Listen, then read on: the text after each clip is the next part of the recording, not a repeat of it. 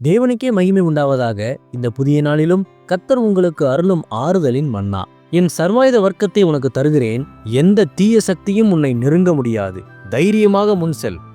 எபேசியர் 6:11.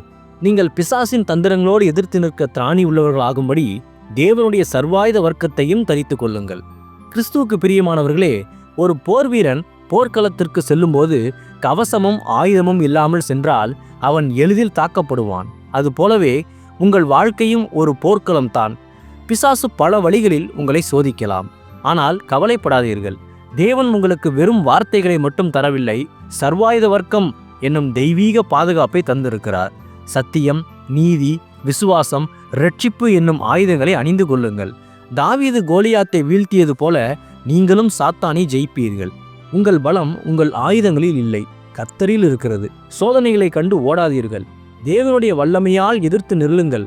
தேவனுடைய வல்லமையால் எதிர்த்து நில்லுங்கள். சத்துருவின் எந்த தந்திரமும் உங்கள் முன் நிற்க முடியாது. நீங்கள் வெற்றி வீரர்களாய் வாழ்வீர்கள். ஆமேன். ஜெபிப்போம். என் அன்புள்ள பரிசுத்த பரலோக பிதாவே, இந்த புதிய நாளுக்காக உமக்கு ஸ்தோத்திரம்.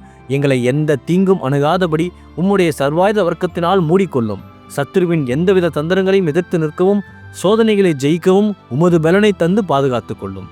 இயேசுவே, கடன், வியாதி, மனபாரம் போன்ற சகல போராட்டங்களில் சிக்கி தவிப்பவர்களை நீர் தொட்டு இப்போதே பூரண விடுதலை தாரும்.